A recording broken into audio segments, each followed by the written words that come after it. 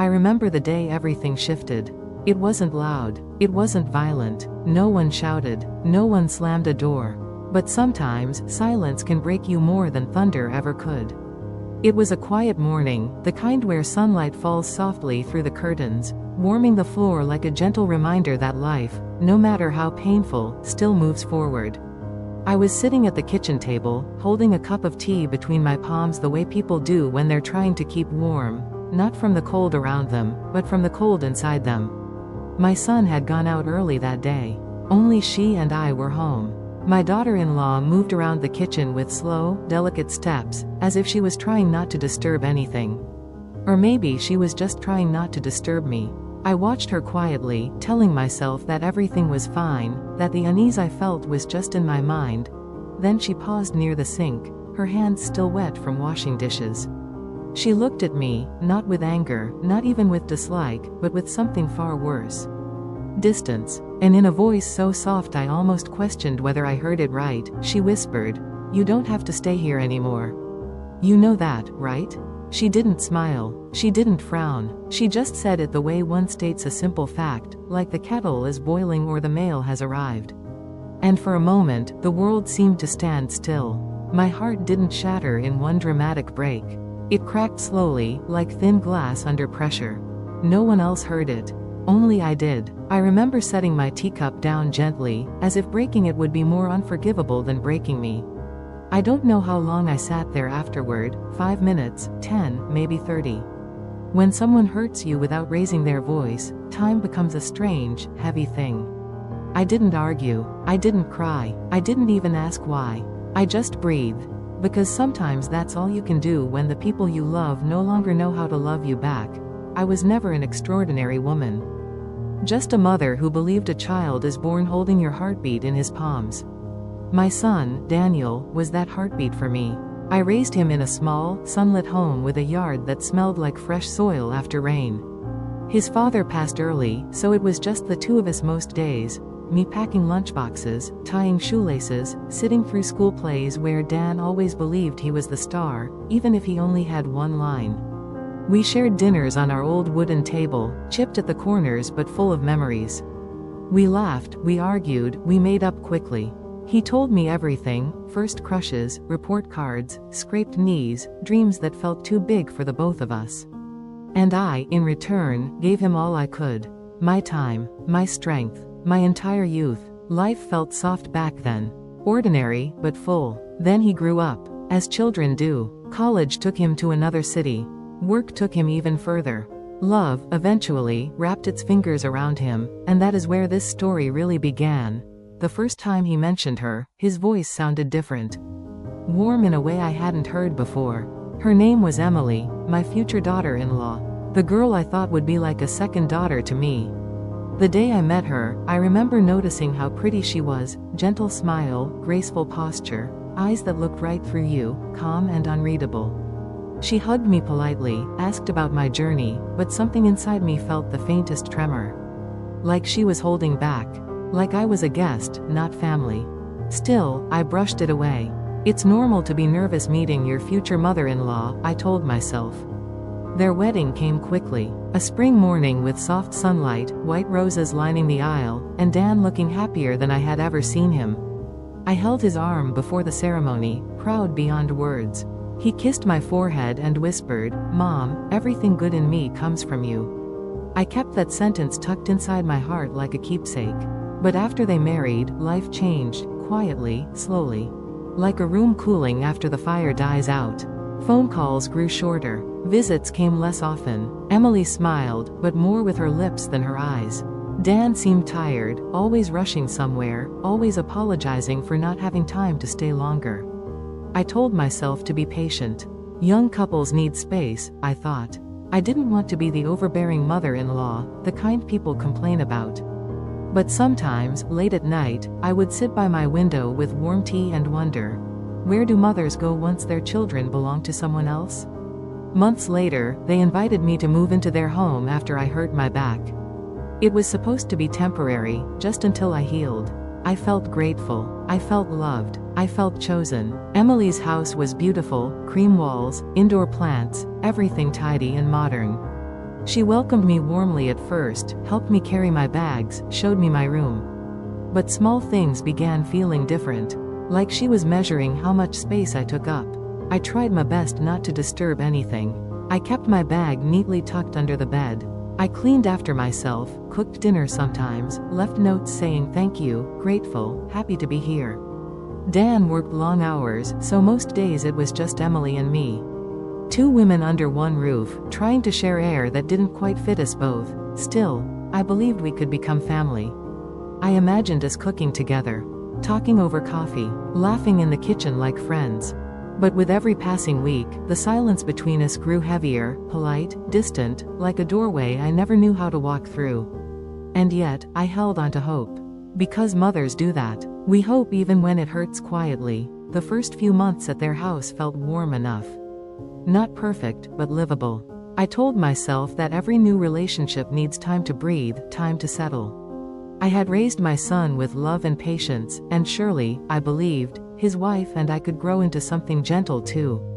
I helped around the house, cooking breakfast, folding laundry, watching over the quiet corners of their home like a guest who never wanted to overstep. But slowly, like clouds gathering before a storm, small things began to shift.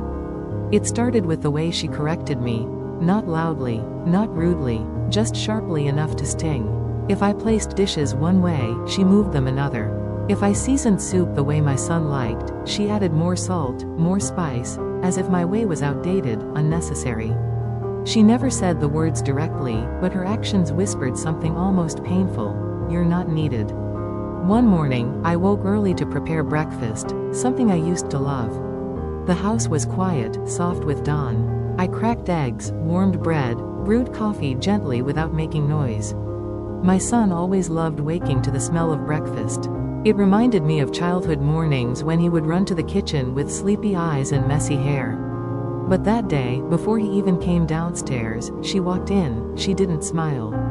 Her voice was polite, but wrapped in frost. "You don't have to do that. I'll handle breakfast." I froze. My hands still held the spatula midair. I looked at her face, calm, composed, firm. "Oh," I whispered softly. "I just thought." "I know," she cut in. "But it's okay. I'll do it." And so, like an obedient shadow, I stepped back and watched her take over. She moved confidently, like the kitchen was hers alone. And I realized, in that moment, that I was slowly being pushed out of spaces I once filled with love. It didn't stop there. Soon, she insisted she handle groceries, not I. She preferred to cook dinners herself. She organized the pantry, replaced curtains, bought new furniture, little by little erasing things that held my memory. My son noticed bits of it, but he never said anything. He would hug me goodnight, kiss my forehead gently, tell me he loved me, but these were quiet moments in the shadows, never in the presence of his wife. Around her, he kept his words small, his gestures brief, as if affection toward me made the air heavier. I told myself not to overthink it. But nights grew quieter, meals became shorter, conversations shorter still, and slowly, silence became our most frequent visitor. One evening, I heard them talking in the living room. I was in my room, the door slightly open. Their voices were low, but silence amplifies things. "She's trying," my son said. "I know," she replied. "But this is our home. I want space." My heart trembled, a soft quiver, not loud enough to break, but enough to ache. Their marriage was new. I wanted them to grow freely. I didn't want to mother them like children or take up room unintentionally. So, I stepped back. I stayed quiet. I gave space. But no matter how small I tried to make myself, I was always too present. Too available. Too easy to remove. Then came the day that cemented the shift in my heart. It was my son's birthday. I spent the morning cooking his favorite meal, the same dish I made every birthday growing up. I wrapped a small gift for him, a watch he had admired months earlier but never bought. I thought this gesture would bring warmth, maybe open doors to softer feelings. When he walked in, I saw his eyes brighten. I saw recognition, childhood memories dancing softly in his gaze. But before he could reach for a plate, she stepped forward. "We already bought dinner," she said firmly. "We're going out." The room went quiet. My son looked between us. His mother, holding a meal made with history and love, and his wife, holding reservations and plans made without me. I felt the air shift. Heavy, unkind. He hesitated, just long enough to hurt. And then he nodded toward her. "We'll eat later, Mom. Okay?" Later never came. The food grew cold. The candles burned low. My gift sat unopened until the night was tired enough for sadness. That night, while washing dishes alone, I told myself something that tasted like truth. Love doesn't always leave loudly. Sometimes, it fades in silence. From that day forward, I understood. I was living in their home, but I was slowly losing my place in it. The conflict wasn't explosive, no yelling, no slammed doors, no harsh words. It was much quieter than that. It was the gentle, painful unraveling of belonging. The rising conflict wasn't a storm. It was a slow fading of warmth, like dusk turning to night without anyone noticing. I wish I could say things stayed peaceful after that moment, the moment I first felt she wanted me gone. But life isn't that gentle, and wounds don't heal just because we pretend they aren't there. Small things began changing in the house. Things that most people might brush off, but mothers notice everything. At first, it was how she avoided speaking to me unless necessary. A quick nod instead of a greeting. A tight smile instead of warmth. I told myself she needed space, that she was adjusting to a new family dynamic. I tried to ignore it. But then came the comments, soft, subtle, barely sharp enough to cut skin, but deep enough to touch bone. One morning, as I prepared breakfast like I always did, she walked into the kitchen and stared at the stove, then at me. "You don't have to cook today. We like to eat lighter," she said, without meeting my eyes. I smiled gently, hiding the sting. "Of course," I replied, even though my son had grown up eating the very meals that now suddenly seemed unwelcome. Later, when he came downstairs, he looked confused to find no breakfast. "She said you weren't hungry," I whispered. He just nodded and grabbed his keys on the way out. That was the first tiny fracture, the kind no one else sees until it grows wide enough to swallow a heart. Over the next few weeks, the house felt less like home and more like a quiet competition for space. If I was in the living room, she sat in the bedroom. If I was in the kitchen, she suddenly had errands to run. I would fold laundry, sweep floors, water plants, anything to feel useful, but even that slowly became not needed. One afternoon, I started to fold their clothes out of habit, wanting to help. She came in, gently but firmly pulled the shirts from my hands, and said, "We prefer to handle our own things. It's just easier." It sounded polite, thoughtful, even, but the message was clear. "You're stepping where you don't belong." My son walked in moments later. He saw the half-folded clothes, my awkward hands, her stiff posture. He didn't say a word. No thank you, no reassurance, just silence. Silence hurts more than words sometimes. I began noticing how she spoke to him when I was in the room. Her voice would drop, her sentences shortened, like a whisper I was not supposed to hear. Once, I walked in on them in mid-conversation, and the room fell so quiet it felt like I had interrupted a private agreement. I went to bed that night with a heaviness in my chest. I lay awake, staring at the ceiling fan spinning in slow circles above me. Sometimes it's not what people say, it's what they stop saying. My son stopped asking if I needed anything, he stopped sitting with me for tea. He stopped noticing when my smile hid sadness. And through all of it, she watched quietly, neither cruel nor kind, just present enough to let me know she was the new center of his world. I told myself this was normal. Sons grow, get married, shift their priorities. I had prepared myself for this change. But I had not prepared myself for disappearing while still standing in the same room. One evening, they had friends over, young people, full of laughter and inside jokes. I stayed upstairs, thinking they would enjoy their time without me hovering. But when I came down to get a glass of water, the laughter dimmed. A few smiled politely, unsure how to greet me, as if I was a stranger wandering through my own life. She walked over and gently placed her hand on my arm, leading me aside. "You should rest," she said softly, smiling with her lips but not her eyes. "You've had a long day." It wasn't a suggestion. It was permission wrapped as concern. I returned to my room quietly, closed the door, and sat at the edge of my bed. I could still hear them laughing, clinking glasses, living freely. And there I was, separated by one thin wooden door that felt as heavy as a wall. Something inside me shifted that night. A realization, not loud, not angry, just a quiet ache that settled deep in my chest. Slowly, I began shrinking myself.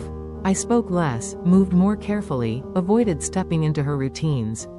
I became a guest in my son's life, polite, invisible, always careful not to cross invisible boundaries I never agreed to. And yet, the more I tried to fit into the space she left for me, the smaller that space became. Until one day, there wasn't room for me at all. After that day, something inside me changed. Not loudly, not with anger, but quietly, like a soft curtain falling over a window at dusk. I stopped waiting for her to soften. I stopped hoping she would see me the way I wished she would. Instead, I slowed down, watched more, spoke less, and learned more about the truth I didn't want to accept. My son tried, in small ways, to make up for the tension. He'd bring me groceries. He'd ask if I needed medicine. He'd say, "Mom, if you ever want to stay longer, you can. You know that, right?" But his words didn't match his silence on the day I needed him most. And silence speaks louder than apology. I started creating a life outside their home. Not out of revenge, but for my own peace. I joined a senior group at the local park. I learned to paint, even though my hand shook when I held the brush at first. I hosted tea afternoons with two women who became dear friends. For the first time in a long time, I wasn't just someone's mother or mother-in-law. I was simply myself. And slowly, life felt lighter. Months later, my son visited alone. No rush in his voice. No footsteps impatient behind him. Just him, my boy, sitting at my table like he used. He looked at the floor for a long time before speaking. "Mom, I know things haven't been easy. I wish I handled it differently." I didn't make him explain. I didn't make him choose. I only reached across the table, held his hand, and said softly, "We all learn when life asks us to." His eyes softened, the same eyes that once looked to me for everything. We talked for hours that afternoon. Not about blame, not about sides, but about life, time, love, and the things we often don't say until it's almost too late. My daughter-in-law didn't change. Maybe she never will. But I changed, and sometimes that's the only part of the story we're meant to rewrite. I still visit their home. Not often, just when it feels right. I walk in without expectation and leave without hurt. And every time I close their front door behind me, I remind myself, respect is not always given, but peace is something we can choose. I chose peace. And in that quiet decision, I found myself again. In the weeks that followed, life became quieter, but not empty. I learned how to sit with my own company, how to make tea for one without the feeling that something was missing. I learned that silence isn't always loneliness, sometimes, it's the sound of healing. I stopped waking up expecting footsteps in the hallway or waiting for a message that never came. Instead, I opened my curtains every morning, looked outside, and reminded myself that I was still alive, still breathing, still deserving of love. I won't pretend I stopped thinking about my son. A mother's heart doesn't switch off like a light. But the pain softened. It became something I could hold without it breaking me every time. I stopped replaying old conversations, stopped trying to guess where things went wrong, stopped hoping for apologies that may never come. I realized something one evening while folding laundry, a simple moment, nothing dramatic. I didn't break. She tried to push me out. She wanted me gone. And yes, it hurt. It cut me deep in a place only family can reach. But I was still standing. I still had laughter left inside me. I still had memories that no one could take. I still had a life that belonged to me, not to their approval or rejection. One day, while watering my plants by the window, my phone vibrated. It was a picture message. My granddaughter, yes, the same one who used to crawl into my lap, smiling at the camera, holding a drawing. On the paper, in colorful crayon, were shaky little words, "I miss Grandma." I don't know if my son helped her send it, or if he even knew. But I felt warmth spread through me, soft and gentle, like sunlight through curtains. Maybe one day things will change. Maybe one day the door that closed will open again, even just a little. Maybe forgiveness will find its way to us, slowly, carefully, like spring after long winter. But for now, I'm not waiting on their doorstep. I'm living. I plant flowers and watch them grow. I bake cookies even if I'm the only one who eats them. I talk to neighbors, laugh with old friends, and hold on to the small joys that were always here, hiding behind the grief I carried for too long. If you asked me today what hurts more, losing them, or losing myself while trying to stay, I finally know the answer. I choose peace over permission. I choose self-worth over silence. I choose to love them from afar, without letting their absence define me. Because healing isn't forgetting, it's remembering, and still choosing to move forward. So tonight, as I turn off the lights and lie in bed alone, I don't feel abandoned. I feel like a survivor of something heavy, something painful, something that once felt impossible to carry. And yet, I carried it. Tomorrow may come quietly, like most days do. But I'll meet it with steady breath, warm tea, and a heart that is slowly learning to forgive what it cannot understand. I thought my daughter-in-law wanted me gone. Maybe she did, but I am still here, living softly.